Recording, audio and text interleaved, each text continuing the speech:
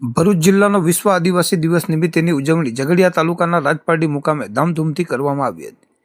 ઝઘડિયા તાલુકાના રાજપારડી 4 રસ્તા પર આવેલ બિરસા મુંડાની પ્રતિમા ખાતે રાજ્ય કક્ષાના મંત્રી જગદીશભાઈ વિશ્વકર્મા તથા ભરૂચ જિલ્લા સંઘ પ્રમુખ પ્રકાશભાઈ મોદી, ઝઘડિયાના ધારાસભ્ય રીતેશભાઈ વસાવા તથા ઝઘડિયા તાલુકા પંચાયતના પ્રમુખ જયેન્દ્રભાઈ વસાવા તેમજ ઝઘડિયા તાલુકા પંચાયત માજી ઉપપ્રમુખ પ્રકાશભાઈ દેસાઈ અને જિલ્લા પંચાયતના પ્રમુખ મહેન્દ્રભાઈ વાસદિયાઓને હસ્તે બિરસા મુંડાની પ્રતિમાને ફૂલહાર પહેરાવી તેમજ આદિવાસી સમાજના રીતિ રિવાજ પ્રમાણે પૂજન વિધિ કરવામાં આવી હતી.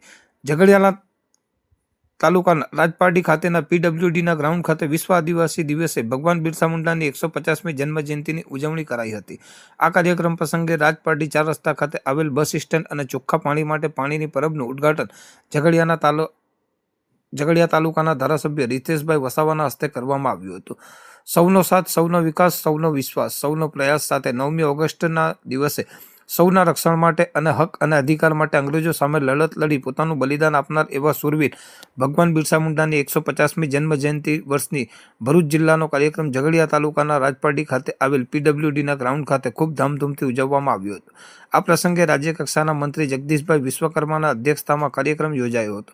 આ કાર્યક્રમ અંતર્ગત રાજપારડી 4 રસ્તા પર આવેલ ભગવાન બિરસા મુંડાની પ્રતિમા અને આદિવાસી દેવી દેવતાઓનું પૂજન, ફૂલહાર અર્પણ કરી અને દીપ પ્રાગટ્ય કરી આદિવાસી સમાજના રીતિ રિવાજ પ્રમાણે કરવામાં આવ્યું હતું. ઝઘડિયા તાલુકાના રાજપારડી ખાતે બસ સ્ટેન્ડ ખાતે પાણીના પરબનું ઉદ્ઘાટન પણ ઝઘડિયા તાલુકાના ધારાસભ્ય રીતેશભાઈ વસાવા, જિલ્લા પંચાયત અને તાલુકા પંચાયતના પ્રમુખ ઉપપ્રમુખના હસ્તે કરવામાં આવ્યું હતું. ભગવાન બિરસા મુંડાની 150મી જન્મજયંતિ વર્ષની ઉજવણીના ભાગરૂપે શાળાઓના નાના બાળાઓ દ્વારા ખૂબ સુંદર સાંસ્કૃતિક પ્રોગ્રામ પ્રસ્તુત કરવામાં આવ્યો હતો. આવેલ રાજ્ય કક્ષાના મંત્રી જગદીશભાઈ વિશ્વકર્મા દ્વારા જણાવાયું હતું કે કેન્દ્ર સરકાર અને રાજ્ય સરકાર દ્વારા વિવિધ યોજનાઓનો લાભ નાના અને અંતરિયાળ ગ્રામ્ય વિસ્તારના નાગરિકો સુધી પહોંચે તે માટે સરકાર કાર્ય કરી રહી છે. તેમણે વધુમાં જણાવ્યું હતું કે સરકાર આદિવાસીઓના વિકાસ અને સમૃદ્ધિ માટે સતત પ્રયત્નશીલ રહેશે. આ કાર્યક્રમ અંતર્ગત લાભાર્થીઓને લાભનું વિતરણ પણ કરવામાં આવ્યું હતું. આદિવાસી સમાજના વિશિષ્ટ સિદ્ધિ મેળવનાર વિદ્યાર્થીઓ, કલાકારો, રમતવીરો, પ્રગતિશીલ ખેડૂતો, પ્રગતિશીલ પશુપાલકોનું સન્માન કરવામાં આવ્યું હતું. આ કાર્યક્રમ પ્રસંગે ભરૂચ જિલ્લા સાંસદ મનસુખભાઈ વસાવા, ભરૂચ જિલ્લા સંઘ પ્રમુખ પ્રકાશભાઈ મોદી, ઝઘડિયા ધારાસભ્ય રીતેશભાઈ વસાવા, ભરૂચ જિલ્લા પ્રમુખ મહેન્દ્રભાઈ વાસદિયા, ઝઘડિયા તાલુકા પંચાયત પ્રમુખ જયેન્દ્રભાઈ વસાવા, માજી ઉપપ્રમુખ પ્રકાશભાઈ દેસાઈ અને આગેવાનો હોદ્દેદારો ઉપસ્થિત રહ્યા હતા. ભગવાન બિરસા મુંડાજીની 150મી જન્મજયંતિ ઉજવવાનો નિર્ધાર જ્યારે કેન્દ્રીય મંત્રાલય, દેશના યશસ્વી પ્રધાનમંત્રી માનનીય મોદીજી દ્વારા કરવામાં આવ્યો છે, ત્યારે આખા દેશભરમાં અને ગુજરાતની અંદર પણ જેટલા પણ આદિવાસી જિલ્લાઓ છે તેમાં આ પ્રકારનો કાર્યક્રમ થઈ રહ્યો છે. આજે આ કાર્યક્રમની અંદર વિશેષ ઉપસ્થિતિ અમારા સાંસદ સભ્ય શ્રી મનસુખભાઈ, અમારા ધારાસભ્ય શ્રી, જિલ્લા પંચાયત પ્રમુખ શ્રી, અમારા સંગઠનના સૌ કાર્યકર્તા મિત્રો દ્વારા આજે ભરૂચ ખાતે કાર્યક્રમ કરવામાં આવ્યો છે. આદિવાસી સમાજ દ્વારા, વનબંધુ મિત્રો દ્વારા એમની પરંપરાગત, વારસાગત જેટલા પણ તહેવારો છે એ તહેવારોની ઉજવણી, એમની પરંપરા સચવાયેલી રહે અને જે ભગવાન બિરસા મુંડાનું જે યોગદાન હતું, અંગ્રેજો સામેની જે લડાઈની અંદર જેમનું યોગદાન હતું, આ વારસાને જીવંત રાખવા માટે દેશના યશસ્વી પ્રધાનમંત્રી માનનીય મોદીજીએ જે આ 150મી જન્મજયંતિ વર્ષ ઉજવવાનું નક્કી કર્યું. અને આનંદ અને ગર્વની વાત એ છે કે 60 વર્ષ સુધી કોંગ્રેસની સરકાર કેન્દ્રમાં રહી છતાંય આદિવાસી ભાઈ બહેનો માટે માત્ર ને માત્ર વોટની રાજનીતિ માટે રાખ્યું.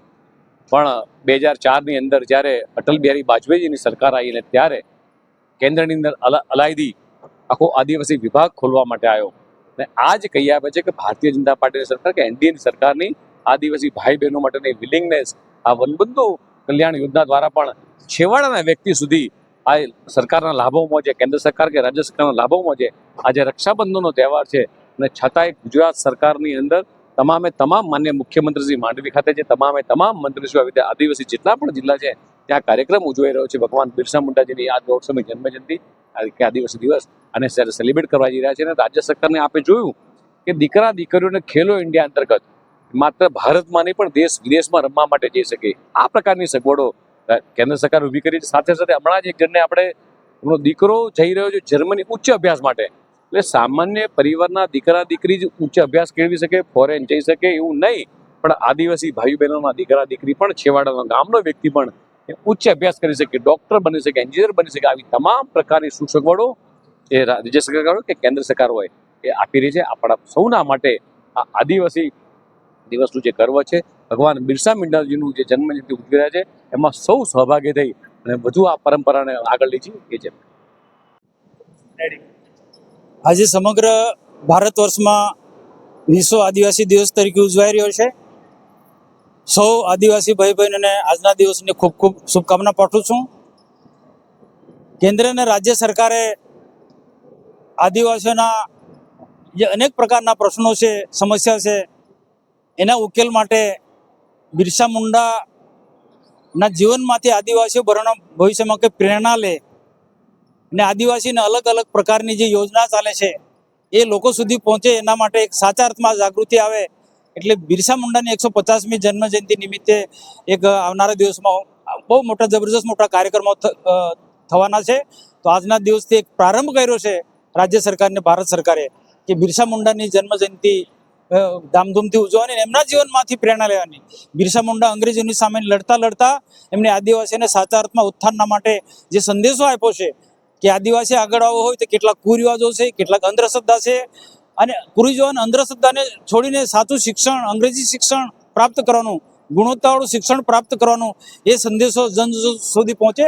અને સાચા અર્થમાં દેશના પ્રધાનમંત્રી નરેન્દ્રભાઈ મોદી સાહેબ જ્યારે સમૃદ્ધ ભારત બનાવવા માંગે છે, આત્મનિર્ભર ભારત બનાવે છે, દેશને એક મજબૂત ભારત બનાવવા માંગે છે, હર હાથ કો કામ આપવાની વાત કરે છે, તો તેવા સમયે બિરસા મુંડાના જીવનમાંથી પણ પ્રેરણા લેવી જોઈએ, ડૉક્ટર બાબા સાહેબના જીવનમાંથી પણ પ્રેરણા લેવી જોઈએ. અને નરેન્દ્રભાઈના મનની જે વાત છે, સાચા અર્થમાં ગરીબોના ઉત્થાનના માટે, આદિવાસીઓના ઉત્થાનના માટે અનેક પ્રકારની કલ્યાણકારી યોજના લઈને ચાલે છે. અને આપણા ગુજરાતના માનનીય મુખ્યમંત્રી એને ભૂપેન્દ્રભાઈ પટેલ સાહેબ પણ મોદી સાહેબને ફોલો કરે છે. અને અલગ અલગ પ્રકારની ગુજરાતમાં પણ આદિવાસીઓને કલ્યાણકારી યોજના લઈને ચાલે છે. આ યોજનાનું વર્ણન કરવા જાઉં તો ઘણો બધો સમય લાગે, પરંતુ આજનો પ્રસંગ એટલો જ એ જ ઉદ્દેશ્ય છે કે આદિવાસીઓનો સાચા અર્થમાં વિકાસ થાય, આદિવાસી રાષ્ટ્ર પ્રવાહમાં છે એમાંથી ક્યાં વિખૂટા ન પડે ને રાષ્ટ્ર પ્રવાહમાં જોડાય ને રાષ્ટ્રના ઉત્થાનના માટે આદિવાસીનું ખૂબ મોટું યોગદાન હોય, એ ઉદ્દેશ્ય છે. અને ખરેખર દેશના પ્રધાનમંત્રી નરેન્દ્રભાઈ મોદી સાહેબનો અને ગુજરાતના માનનીય મુખ્યમંત્રી સાહેબનો ખૂબ ખૂબ આભાર માનું છું કે સાચા અર્થના